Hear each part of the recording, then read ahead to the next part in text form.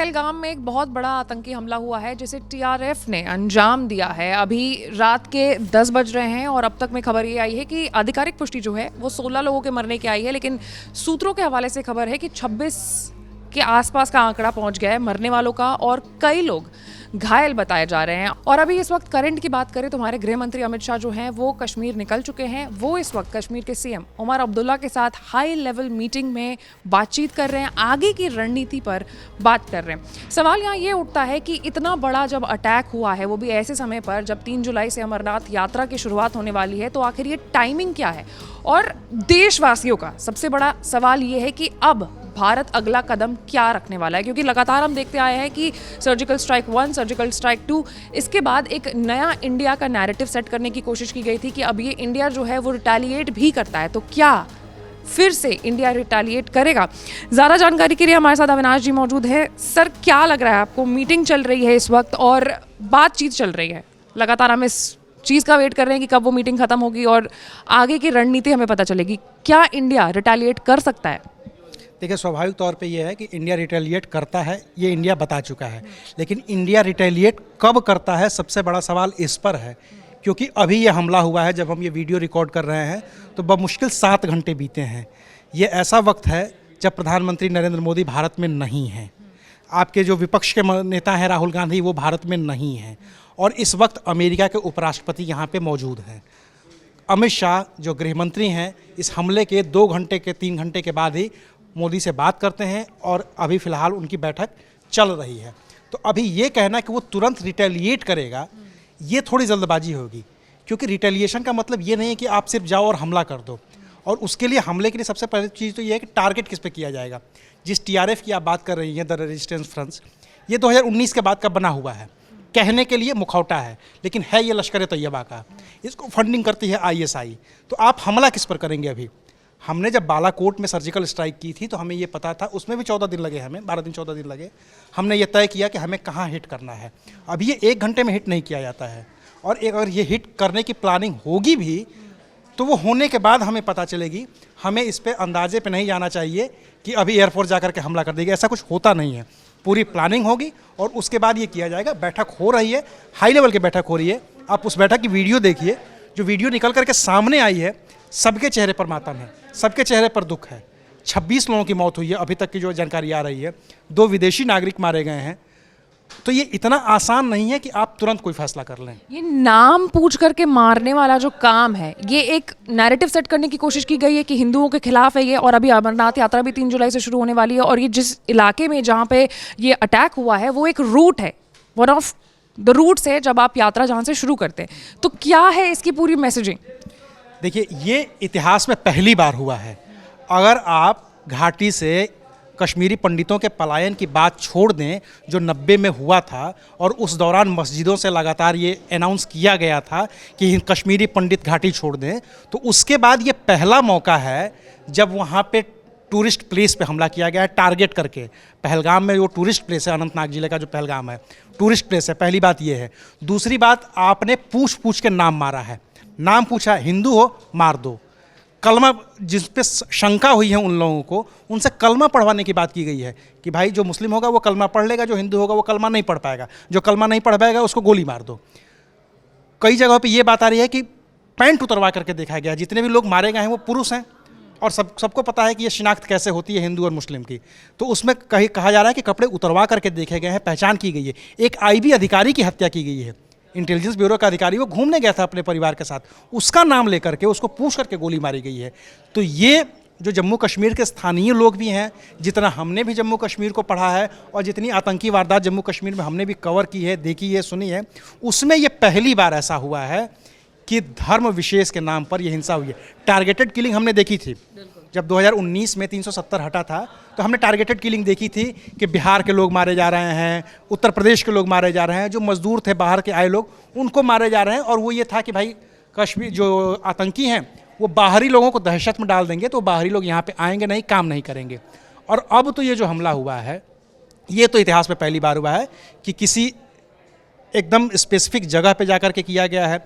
उतनी ऊंची चढ़ाई है जिसको मिनी स्विट्जरलैंड कहा जाता है, सबसे खूबसूरत वादी कही जाती है पहलगाम की। लोग जाते हैं, मैं खुद भी वहाँ पे 2018 में गया था, घूमने गया था, बहुत अद्भुत जगह है। वहाँ पे किसी को पुलिस की मौजूदगी की कोई ज़रूरत भी नहीं होती है।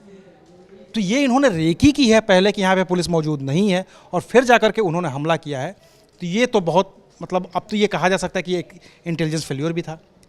आपको अमरनाथ यात्रा शुरू करनी है, 2 ही रूट है अमरनाथ यात्रा के, जिसमें से एक ये मेन रूट है। पहलगाम जहाँ पे ये हमला हुआ है उसको बेस कैंप मनाया जाता है। 3 जुलाई से यात्रा शुरू होने वाली है, उसके लिए बेस कैंप की तैयारियां शुरू हो चुकी थी। वहाँ पे आप टेंट देखिए, कुर्सियाँ देखिए जिस तरीके से लगी हैं, वो बेस कैंप बनाया जा रहा था कि अमरनाथ यात्रा में हज़ारों हिंदुओं का रजिस्ट्रेशन होगा, वो वहाँ पर जाएंगे, ठहरेंगे और वहाँ से फिर यात्रा आगे बढ़ती है। तो ये अपने आप में बहुत सारे सवाल खड़े करता है। एक बार फिर से कहीं ना कहीं पाकिस्तान जो है वो इंटरनेशनल लेवल पर अपनी छीछा लेदर करा चुका है।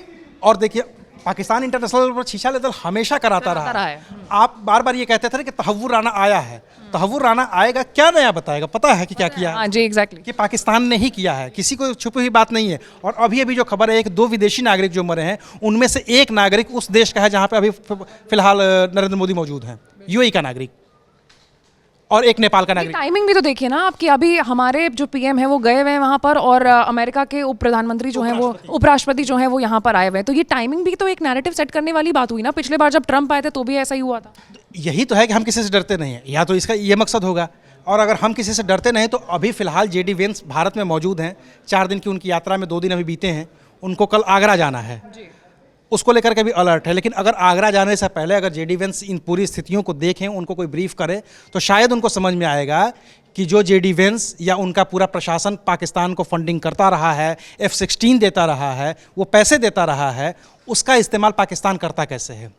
ये तो अब साबित है कि पाकिस्तान कैसे करता है। आप बार बार कोई भी कह ले टीआरएफ, पाकिस्तान कह देगा कि हमारा हाथ नहीं है, टीआरएफ का हाथ है। लेकिन टीआरएफ के पीछे जब आप जाएंगे तो लश्कर तैयबा ही मिलेगा, और लश्कर तैयबा के जब पीछे आप जाएंगे तो आईएसआई ही मिलेगी, और आईएसआई के पीछे जाएंगे तो पाकिस्तान की सरकार। तो यही तो पूरा मिला जुला उनका खेल है। तो कुल मिलाकर के जो तस्वीरें इस वक्त टीवी चैनल्स पर चल रही हैं, तस्वीरें काफ़ी डरावनी आ रही है। पहलगाम से नए शादीशुदा जो जोड़े थे वो गए थे वहाँ पर हनीमून मनाने के लिए, पुरुषों को मार दिया गया है, औरतों को छोड़ दिया गया है, ये कह करके कि जा करके बता दो अपने मोदी जी को। ये एक पूरा नैरेटिव बिल्ड करने की बात कर रही है। ये आप दहशत देखिए ना, ये दहशत फैलाने वाला दहशतगर्दी हाँ। कि कर्नाटक के शिवमोगा में के जिन मंजूनाथ की हत्या की है, उनकी पत्नी पल्लवी कह रही है कि मेरे पति को मार दिया, मुझे भी मार दो। और वो आतंकी कह रहे हैं कि तुम्हें नहीं मारेंगे, तुम्हें छोड़ रहे हैं, तुम जाके मोदी को बताना। बिल्कुल, इस बात में कोई दो राय नहीं है कि नया भारत नहीं है, लेकिन अटैक रिटेलिएट करने का जो समय है वो थोड़ा सोच समझ करके हमें निकालना पड़ेगा, क्योंकि इस वक्त कहीं ना कहीं पाकिस्तान भी जो है वो तैयार बैठा रहेगा। भाई, आप सब कुछ सिर्फ भावनाओं में बह करके नहीं किया जाता है ना। ये एक विदेश नीति होती है, एक कूटनीति होती है। आप हमला करके किसी निर्दोष को नहीं मारने जा रहे हैं ना। जिन आतंकियों ने मारा है उन आतंकियों को आपको टारगेट करना है, और वो आतंकी एक दिन टारगेट नहीं हो जाएंगे, अभी तुरंत थोड़ी मिल जाएंगे। आप खोज रहे हैं, सेना सर्च ऑपरेशन चला रही है, सारी चीज़ें की जाएंगी, और ये सिर्फ भावनाओं में बह करके कि अभी आप क्या कर देंगे, आप जाकर के पाकिस्तान पर बम तो नहीं गिराएंगे ना। ऐसा नहीं होता है। टारगेट सेट किए जाते हैं, तो जो काम उनका है वो उनको करने दीजिए। हम लोगों को भावनाओं में बहने की ज़रूरत नहीं है। गृह मंत्री अमित शाह वहाँ मौजूद है, मुख्यमंत्री उमर अब्दुल्ला मौजूद है, आईबी के डायरेक्टर मौजूद हैं, एलजी मनोज सिन्हा मौजूद हैं, सारे के सारे हाई लेवल के अधिकारी मौजूद हैं। रक्षा मंत्री लगातार फ़ोन पे बात कर रहे हैं, प्रधानमंत्री लगातार नज़र बनाए हुए हैं। ये सारी चीज़ें हो रही हैं, ये उनका काम है। हमारा काम सिर्फ और सिर्फ जो जानकारी आ रही है वो देना है।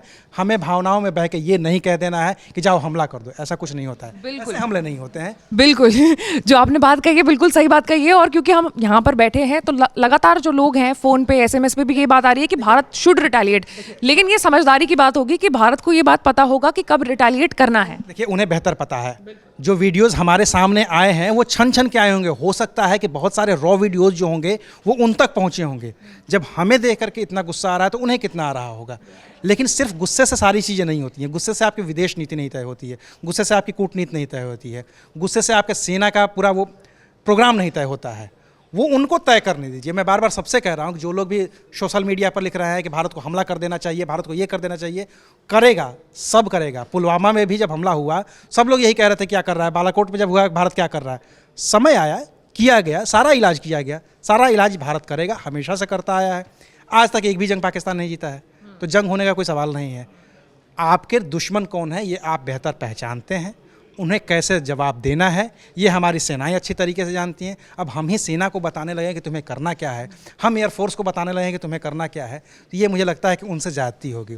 उनकी पूरी की पूरी ट्रेनिंग उनका पूरा का पूरा जीवन इसी काम में गया हुआ है। हम सिर्फ 2 वीडियो देख करके भावुक हो जाते हैं और कहते हैं कि सेना को ये कर देना चाहिए। मुझे लगता है ये ठीक काम नहीं है। सेना अपना काम बखूबी जानती है, करके दिखाया भी है, फिर करके दिखाएगी। समय आने दीजिए बस। बिल्कुल, और इस वक्त हमारे लिए भी एक बहुत बड़ी जिम्मेदारी है कि हम अच्छे नागरिक बने और सोशल मीडिया पर कोई भी ऐसी फालतू की र्यूमर्स ना फैलाए जिससे जो दूसरे लोग हैं उनको परेशानी हो। आपको बता दें कि 10 बजे ये वीडियो शूट हुआ है और अब तक में 26 लोगों के मारे जाने की बात आई है और कई लोग घायल हैं। हालांकि आधिकारिक पुष्टि जो है वो 16 की है।